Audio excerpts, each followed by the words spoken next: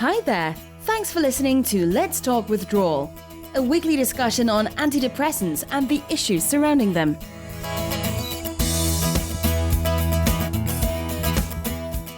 Hello and welcome to episode 2 of Let's Talk Withdrawal, a new weekly podcast discussing antidepressants. Thanks so much for listening so far and for your reviews. It really makes a difference and helps this podcast to reach more people. This week we have an interview with Claire. Claire has been taking an antidepressant since the age of 16 and, like me, she's struggled several times to stop. She talks to us about her experiences of trying to withdraw and what support she got from her doctors. Claire, thank you so much for talking to us today. Can I start by asking you to tell us a little about your background and how you came to be on an antidepressant? Yeah, of course. Basically, when I was about 14 years old, I started to suffer with anxiety and panic attacks. I didn't realise at the time that that's what they were. And I therefore developed sort of adolescent anxiety and depression. It got to the point where I became agoraphobic and wasn't able to leave the house. I was then homeschooled for 2 years and had therapy and counselling on a one-to-one basis and also group therapy. It was the psychiatrists there that suggested to my parents that it would be beneficial to me to start taking antidepressants. So that's how it began, really, at that young age. And being that young, did you have any idea at all about what an antidepressant was and what it would do to you? Yeah, I remember feeling very nervous about taking it. Even at that young age, I read the patient information leaflet and sort of frightened myself. But it was explained to me that I had a chemical imbalance in my brain. So that was why I needed to take the tablets to balance me out, and then I would be okay. It would help me greatly. So it did take me a couple of weeks to pluck up the courage to actually take the first tablet. And to be honest, it did help. I don't know if that was just a placebo effect or if they were actually having an effect on me, but things did get easier for me. So in that respect, I don't necessarily have any regrets, but I was then left on them for another 19 years. Claire, it's good to hear that the medication helped you initially, but did you experience anything by way of side effects during that time? Yes, yeah. I mean, I was told I wouldn't experience any, but yes, I did. They mainly headaches, insomnia. I found it really hard to sleep, sort of sweating a lot. But other than that, it wasn't too bad with the side effects going onto them. And in that time period that you were taking your antidepressant, did you go back to your doctor for advice or support? So basically, over the sort of 19 years, there's only been one occasion that I was invited to the doctors to have a review of medication. Every other time I initiated it. I have tried over those 19 years on 6 occasions to come off the antidepressants, but failed terribly due to the severe withdrawal problems. And on 2 occasions, I've had 2 nervous breakdowns as a result of the symptoms. I've also had periods in the last 19 years where I have suffered with intense anxiety and depression despite being on the drugs. And on those occasions, I was told that the drug had pooped out. It had stopped working. So I was transferred onto different antidepressants. So in that period of time, I've been on 4 different antidepressants. Never was I encouraged to come off them. It was always just a case of, well, they're not working. You're someone that suffers with anxiety and depression. You need these tablets, you might be on them for life, and that's what I was led to believe. When you started to think about maybe having to take the antidepressant for life, how did you feel about that? I think initially I just trusted what they were telling me. As I know my family did, just thought, this is a condition that I have, a problem that I have, and this is the medication I'm going to have to take for life. It was likened to a diabetic needing their insulin. So I guess I bought into that this is just me and that's what I would need to do. That's such a common reason given for taking these medications, but there's really no comparison at all between insulin and an antidepressant. Exactly, yeah. I mean, since, this last attempt of coming off the drugs and finally getting somewhere with it, I've learned a lot and understood that it was all not so much lies. I think they truly do believe, some doctors still do, that is the case. It is a chemical imbalance. But, it's not everything that I was told isn't really the way it is. And I don't need to be on them for life. I agree completely. That's certainly how I feel. Claire, I know that your withdrawal experiences were not at all pleasant, but could you tell us a bit about how you tried to withdraw, how far you got, and how you felt about not being able to? I tried different ways of tapering. Like I say, I initiated it. I went to the doctor and said, I'm in a really good place. I don't think I need to be on them all the time. I'd really like to come off them, because I did have concerns about the long-term side effects.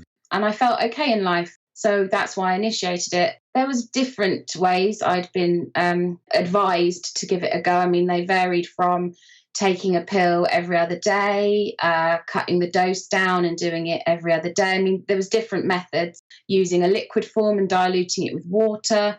All those methods failed. They were ever so quick. The actual withdrawal sort of tapering program that I was given would have only have taken a month or two at max. So it was very fast, and it did not take long for things to get really difficult. So the only way to resolve that and help me feel better again was to reinstate a full dose. So every time, that's exactly what happened. Well, I can't imagine that was an easy thing to accept. How did you feel about having to go back up after trying to withdraw? Like a prisoner, really. Absolutely trapped. Just desperate, confused, not knowing how I'd ever get off it, thinking, my gosh, am I really that reliant on it? Because it got to a point where I couldn't have cared less about putting that tablet back in my mouth, but my brain was so chemically reliant on it that I had no choice. And when in the younger years, I knew one day I'd like to have a family, and it wasn't advisable to be on these drugs when pregnant. And I thought, am I ever actually going to get off them? So, trapped, really. That's how I felt. I can understand that. And regarding where you are now, have you stopped completely? I'm actually off them. It's about 9 months now. That's fantastic. Yeah, thank you. It's been very, very difficult. My husband and I got married last year. Congratulations. Thank you. And I made the decision that I was going to start researching this myself. I did lose trust in what my doctor was telling me on how to taper. So I researched it myself. And so, a couple of years before our wedding, I started to do a very slow taper. I would cut the slowest I'd ever done. So I did taper over 2 years. I also had to fight my doctor for the liquid form of the drug, which made the tapering a lot easier and slower. And it was the first time that I'd actually found the tapering process to be okay. I had head shocks and palpitations, but nothing too intense that would took over, my day-to-day life. I, continued to do it. And about a month after our wedding, I finally took the last dose, and I was ecstatic. I had finally done it. Unfortunately, that was very short-lived, because about 5 days later, I got very, very poorly. And I was then told that I'd developed discontinuation syndrome, and life got very dark. So it has been a very, very difficult 9 months. I didn't even know that this could happen. I honestly thought once I'd got through the tapering side of things, I was, home dry, but that wasn't the case for me. And can you tell us a bit more about discontinuation syndrome? Yeah, so basically, I think a lot of factors were against me, in the sense that I was put on it at a young age. I had taken it for, like I say, over 19 years. I'd been on numerous, 4 different types of antidepressant. I also had so many failed attempts to get off the drug. So I think everything was against me. It began with the head shocks.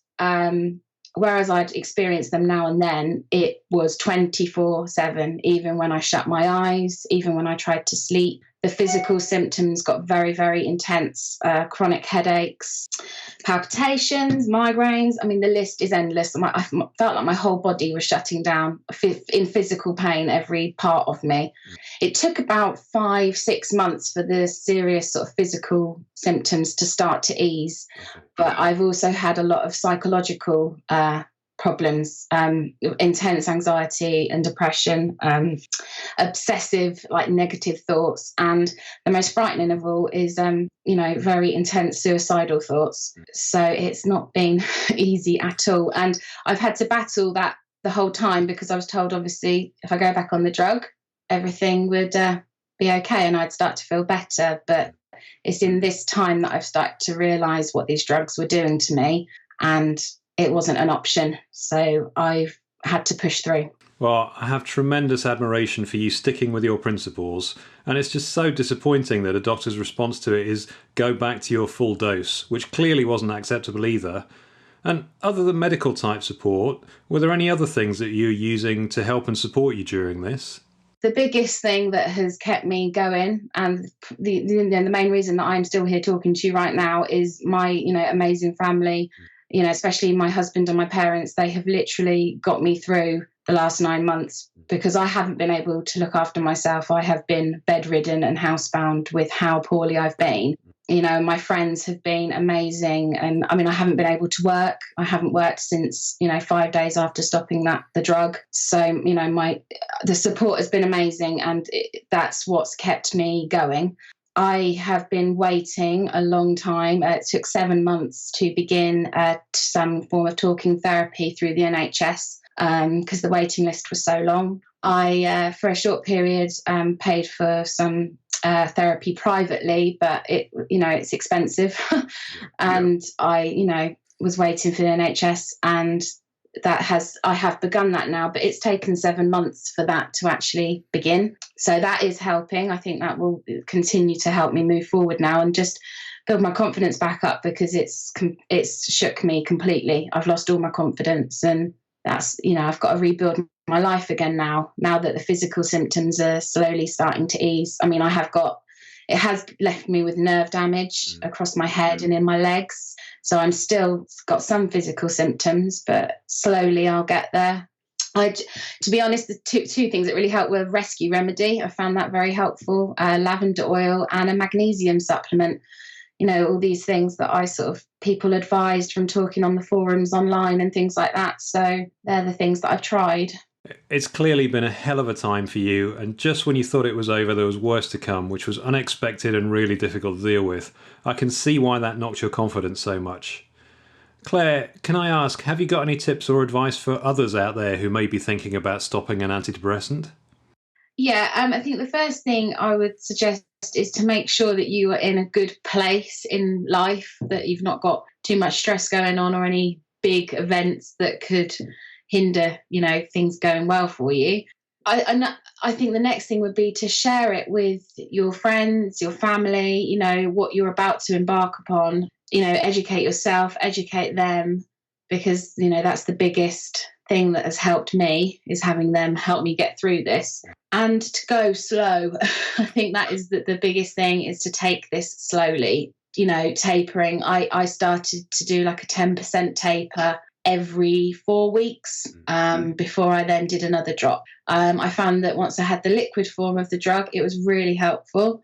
But it's just a case of going slow, give your body, time to adjust to the change in the dose. It makes it a lot easier. Like I say, it took me 2 years to do that, but it's the only time I've succeeded without the really bad side effects. And just be kind to yourself, because it's not easy.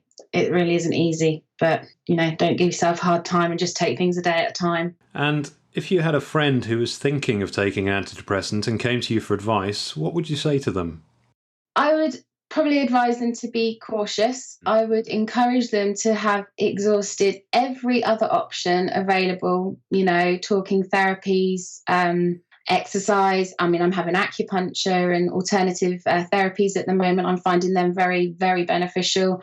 I would suggest that they exhausted every other route available to them before considering taking the tablets. And if that decision was to happen, I'd encourage them to educate themselves on, the side effects and the potential withdrawal problems and the potential long-term side effects of the drugs as well. So, but it's a very difficult and personal choice, but they would be my 2 bits of advice, really. You also mentioned earlier about other support, and I'm aware that family and friends are crucial. I'm also aware that there are some really vibrant communities on places like Facebook. Is that something that helped you as well?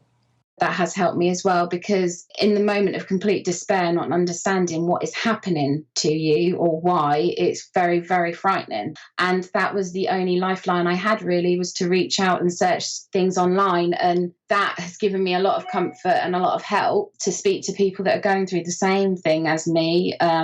And I'm getting a lot of, benefit, and it helps me to help other people now. Now that I'm feeling stronger, it's nice to be able to share what I've been through, because if it helps one person, it's good. Some good has got to come from this hell that I've been through. That's kind of how I feel. I agree, and I certainly find that the Facebook groups and others on the internet are amazing because they provide the kind of support that is difficult to get from a GP. Is there anything else that you'd like to tell the people that are listening in? We need to get the word out there that it's not as straightforward as people think it is. There's more to this, more to antidepressants and other similar drugs than we think. Absolutely. And the worrying thing for me, and I'm sure you've come across this yourself, is that less well-educated family and friends, and even doctors and psychiatrists, have said that I'm in the minority suffering these effects and that it doesn't happen to that many people. And that's just blatantly not true. It actually happens to at least 50%, and for some antidepressants, 70% of people get severe and protracted withdrawal, and it's worrying that we dished out 63 million of these things in a single year. Yeah, no, I completely agree. I mean, it's great to be able to research online, but something I found really hard in withdrawal was actually concentrating, just being able to hold my attention to anything. So you find that there's a lot out there if you start searching, but actually having the mindset to be able to digest it and read that is really hard when you are in absolute physical and mental pain. So I think this is an absolutely wonderful idea. I, wish this had been around 9 months ago, but... Me too. Like many of these things, I remember thinking to myself, wouldn't it be good if I could just hear people talk about this? And eventually I got myself around to doing something about it. But I can only do this because brave people like yourself are willing to be open. You're right, if by doing this we help one person or 10 people or whatever it is, it's worth doing to make sure that people know these medications are powerful and they come with consequences. And you're best to know about those consequences and make your own judgment before you start, because you clearly didn't know about these, and neither did I. No, exactly. Absolutely agree. It's, also being told, from some doctors that what's happening to me isn't real, that, I should be over that within a couple of weeks. There's no such thing. So there is like little understanding, and it does make you feel like you're going crazy. Be able to share this with other people, it just confirms that it is real, it is actually happening, and you just don't feel alone. And that goes a long way to helping you recover and heal. Claire, you've been so passionate and so forthright and so clear. I really am grateful to you for doing this. Well, thank you for creating this and doing everything you're doing. I'm happy to support and help you in any way that I can. Thank you for giving me the chance to share my side of things and my story. Well, I'd like to say it was a pleasure, but hearing these things is heart-rending because while I don't know exactly how you feel, I know the sense of frustration that you can't get past it. It is almost as bad as the physical things. The berating yourself and saying I'm weak compared to other people. It really is an assault on everything, isn't it? Physically and emotionally. Completely. It absolutely knocks you for six. I mean, I described it to the therapist the other day that I feel completely lost. I don't know me as an adult without that sort of chemical input from the drugs. So it is a case of finding myself again and healing from the damage that's been done. But yeah, it is absolutely, it's the whole being, mind, body and soul. It completely and utterly destroys you, really. We have to keep fighting and we have to keep moving forward and getting our voice out there. Well, stories like yours are shocking, but they're inspirational too, because with a lot of cost, I appreciate that, it's still possible to come through. And I have every confidence in you that you will continue to improve. And there will come a time where you'll look back and think, look what I achieved and look what I have come through. Yeah, we're just looking forward now. And now that I'm finally starting to feel like I'm coming to the other side of this, I've still got a long way to go. But when I sit and look back and talk to you and think how far I have come, I'm getting there. And you will too. Thank you so much for taking the time to talk to us today, Claire. I'm so grateful to Claire for taking the time to talk to us and being so open. For her and the others that we'll hear from over the next few weeks, we need to get this message out as loudly as we can to as many as we can. You can help us do this by listening in, telling others to listen into, and reviewing this podcast on iTunes.